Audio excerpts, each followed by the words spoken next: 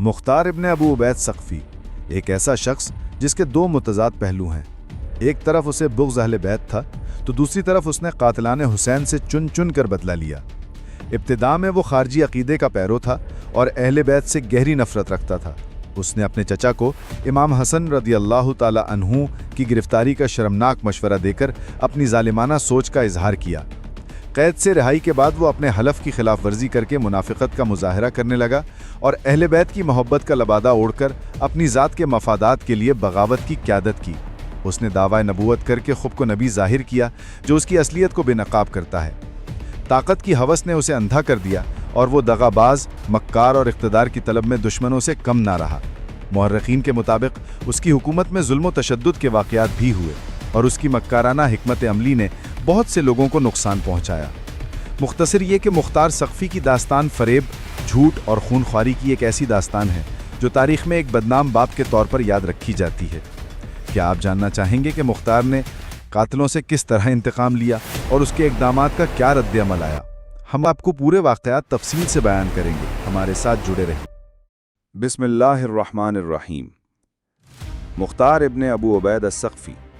مختار کے والد حضرت ابو عبید بن مسعود ثقفی جلیل القدر صحابہ میں سے تھے، مگر یہ خود فیض یاب خدمت نہ تھا، لیکن اس کا ظاہر باطن سے متضادہ اور افعال و اعمال تقویٰ سے عاری تھے۔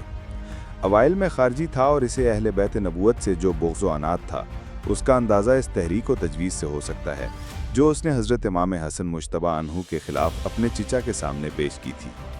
اس کی تفصیل کچھ یوں ہے کہ امیر المومنین علی مرتضیٰ کرم اللہ وجہہ صفین سے مراجعت فرمائے بعد سرن و تجہیز لشکر میں مصروف ہو گئے تھے اور 40,000 آدمیوں نے آپ کے ہاتھ پر بیعت کی تھی اور عہد کیا تھا کہ تا مدت العمر حضرت خلافت مآب کا ساتھ نہ چھوڑیں گے۔ یہ لوگ شیعان علی کے نام سے مشہور ہوئے۔ حضرت امیر المومنین علی رضی اللہ عنہ شام کی تیاریوں میں مصروف تھے کہ آپ کو کوفہ میں جام شہادت پلا کر روضہ رضوان میں پہنچا دیا گیا۔ جناب علی مرتضیٰ کے بعد آپ کے بڑے صاحبزادہ حضرت حسن مجتبی کے ہاتھ پر بیعت ہوئی۔ اس وقت جناب حسن مجتبی نے بیعت کرنے والوں سے یہ شرط کی کہ وہ لوگ ہر حالت میں اطاعت پذیر رہیں گے، جس سے صلح کروں اس سے صلح کریں گے اور جس سے جنگ کروں اس سے جنگ آزما ہوں گے۔ اس شرط پر شیعان علی آپ کی طرف سے بدگمان ہو گئے اور کہنے لگے یہ ہمارے مفید مطلب نہیں ہے، کیونکہ ان کا ارادہ جنگ آزما ہونے کا ہی معلوم نہیں ہوتا۔ حضرت حسن کی بیعت کو تھوڑے ہی دن گزرے تھے کہ ایک شیعہ صاحب نے آپ پر برچی کا وار کر دیا جو اوچھا پڑا۔ آپ زخمی ہوئے مگر بچ گئے۔ حضرت امام حسن شیعان علی کی اس شقاوت پسندی پر سخت ملول ہوئے، لیکن ضبط و تحمل سے کام لے کر خاموش ہو۔ اس اثناء میں آپ کو اطلاع ملی کہ امیر معاویہ فوج گراں کے ساتھ دارالخلافہ کوفہ پر حملہ ہونے کے لیے شام سے چل پڑے ہیں۔ یہ سنتے ہی امام حسن مجتبی بھی اس لشکر کی میت میں جس نے حضرت علی کرم اللہ وجہہ کے ہاتھ پر بیعت کی، امیر معاویہ کے مقابلے کے لیے روانہ ہو گئے۔ جب امیر معاویہ کی فوج مسکن کے مقام پر پہنچی تو امام حسن نے اس وقت مدائن میں سکونت پذیر ہوئے جناب حسن نے حضرت سعد ابن عبادہ انصاری کے صاحبزادہ قیس کو 12,000 فوج کے مقدمات الجیش کا سردار بنا کر لشکر شام کے مقابلے میں روانہ فرمایا۔ خود امام حسن ابھی مدائن ہی میں اقامت گزین تھے کہ کسی نے بآواز بلند پکار دیا کہ قیس ابن سعد شہید ہو گئے، یہاں سے بھاگ چلو۔ یہ سنتے ہی شیعان علی جناب حسن مجتبی کے خیمے میں گھس گئے اور آپ کا مال و اسباب لوٹنا شروع کر دیا، یہاں تک کہ جس فرش پر آپ تشریف فرما تھے اسے بھی آپ کے نیچے سے کھینچ لیا گیا۔ حضرت حسن مجتبی بے یار و مددگار مدائن کے مقصورہ بیضہ میں جا پناہ گزین ہوئے۔ ان دنوں حضرت ابو عبید ابن مسعود ثقفی کے بھائی سعد ابن مسعود ثقفی مدائن کے حاکم تھے اور مختار ابن ابو عبید ثقفی بھی مدائن میں تھا۔ حضرت حسن کو عالم بے کسی میں دیکھ کر اپنے چچا سعد ابن مسعود ثقفی سے کہنے لگا کہ چچا صاحب، اگر آپ کو ترقی جاہ و اقتدار کی خواہش ہو تو میں ایک آسان ترقی بتاتا ہوں۔ جناب سعد نے کہا وہ کیا ہے؟ بولا حسن ابن علی تن تنہا ہیں، ان کو گرفتار کر کے معاویہ کے پاس بھیج دیجیے۔ چچا نے کہا خدا تجھ پر لعنت کرے، کیا میں رسول خدا صلی اللہ علیہ وسلم کے فرزند پر حملہ کروں اور ان کو گرفتار کر لوں؟ تو بہت ہی برا آدمی ہے۔ جب جگر گوشہ مولا علی نے اپنے آپ کو بے یار و مددگار پایا تو مجبوراً امیر معاویہ سے مصالحت کر کے ان کے حلقہ اطاعت میں داخل ہو گئے۔ जिन अय्याम में मुख्तार ने अपने चचा को हजरत हसन मुश्तबा की गिरफ्तारी का शर्मनाक मशवरा देकर अपनी मक्काराना जहनियत का सबूत दिया था, उन दिनों वो खारजी मजहब का पैरो था और अहले बैत नबूवत से सख्त अनाद रखता था। लेकिन इमाम हुसैन की शहादत के वाक़ये के बाद जब उसने देखा कि मुसलमान करबला के क़यामत खेज़ वाक़यात से सख्त सीना रेश हो रहे हैं और इस्तेमालत क़ुलूब का ये बेहतरीन मौका है, और उसने ये भी अंदाज़ा लगाया कि अहले बैत का बग़्ज़ो अनाद उसके बामे तरक्की पर पहुँचने में सख्त हायल है, तो उसने खारजी अकायद से दस्तबरदार होकर अहले बैत का दम भरना शुरू कर दिया। उन अय्याम में वो नफाना नाम एक गांव में सुकूनत पजीर था। जब सुना कि इमाम हुसैन के अमजाद भाई मुस्लिम इब्ने अकील कूफा में आए हैं, तो वो अपने हवा ख्वाहों को लेकर कूफा पहुंचा। उबैदुल्लाह इब्ने ज़ियाद ने, जो यजीद की तरफ से कूफा का हाकिम था, अमर इब्ने हरीस नामी एक शख्स को झंडा देकर कूफा की जामे मस्जिद में बिठा रखा था। मस्जिद में पहुंचकर मुख्तार पर कुछ बदहवासी सी तारी हो गई और समझ में ना आया कि क्या करे। ये देखकर अमरो इब्ने हरीस ने उसको अपने पास बुलाया और अमान दी।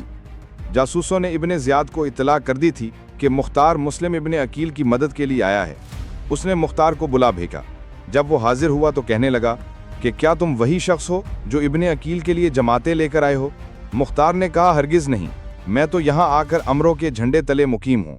गो अमरो इब्ने हरीस ने उसकी तस्दीक की, मगर इब्ने ज़ियाद ने उसके मुंह पर इस जोर से थप्पड़ रसीद किया कि उसकी आंख जख्मी हो गई और कहने लगा, अगर अमरो की गवाही ना होती तो मैं तुमको खंजर खूनखार की नज़र कर देता। उसके बाद मुख्तार को कैद कर दिया। इससे पेशतर हज़रत अब्दुल्ला इब्ने उमर ने मुख्तार की बहन सफ़िया बिनते अबू अबैस से निकाह कर लिया था। मुख्तार ने हज़रत अब्दुल्ला इब्ने उमर के पास पैगाम भेजा कि किसी तरह मेरी रिहाई की कोशिश फरमाइए। हज़रत अब्दुल्ला इब्ने उमर ने यजीद के पास उसकी सिफारिश की। यजीद ने उबैदुल्ला के नाम फरमान भेजा कि मुख्तार को छोड़ दिया जाए।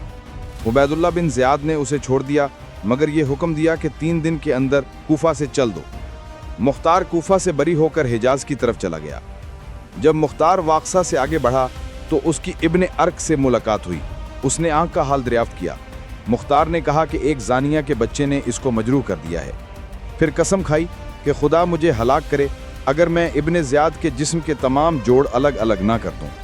उसके बाद कहने लगा, तुम अनकरीब सुन लोगे कि मैं मुसलमानों की एक जमात के साथ ज़ाहिर हुआ हूँ और शहीद मज़लूम सैयदुल मुस्लिमीन इब्ने व बिनते रसूलुल्लाह सल्लल्लाहु अलैहि वसल्लम यानी हुसैन इब्ने अली के खून का इंतकाम तलब करता हूँ।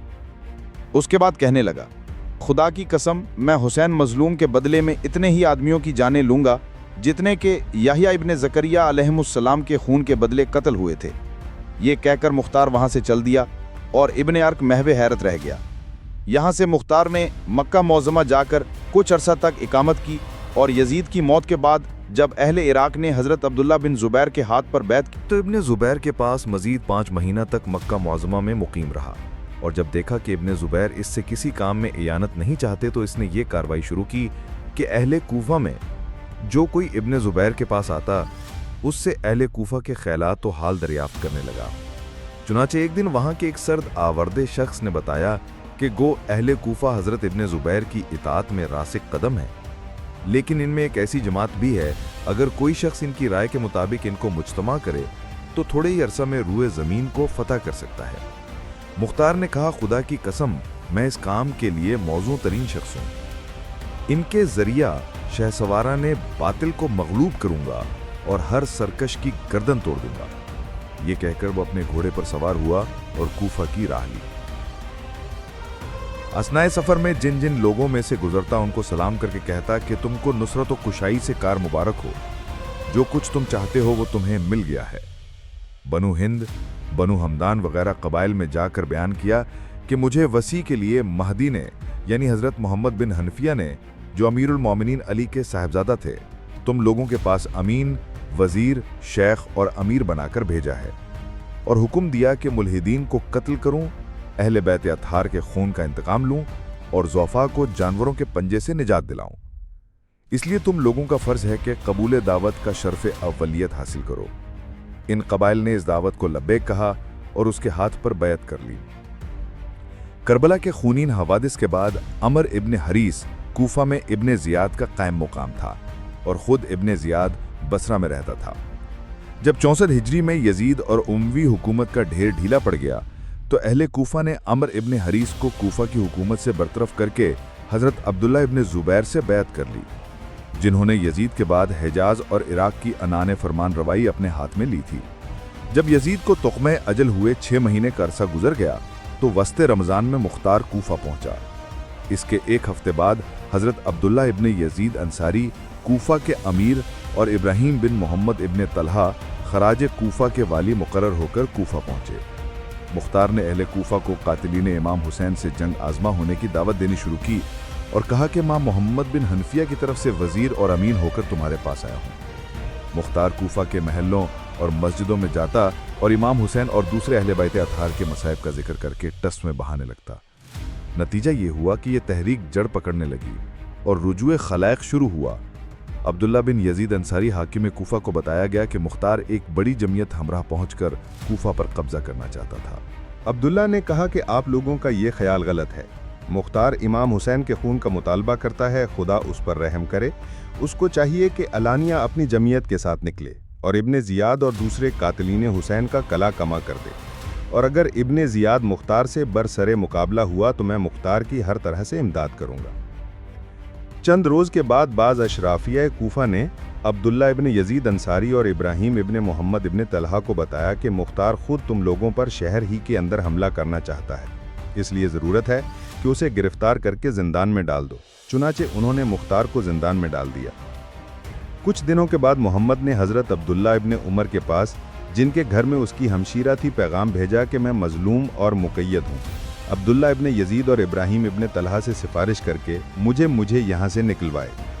हज़रत इब्ने उमर ने इन दोनों को इसके लिए सिफारिश लिख दिया और उन्होंने इनकी सिफारिश कबूल करके मुख्तार को कैद से रहा कर दिया, लेकिन रहा करते वक्त इससे हल्फ ले लिया कि फिर कभी हिला जुई और बगावत न करूँगा, और अगर ऐसा कर दूँ तो मुझ पर लाजिम होगा कि काबाए माने के पास जाकर 1000 ऊँटों की कुर्बानी करूँ और अपने तमाम गुलामों और लौंडियों को आज़ाद कर दूँ।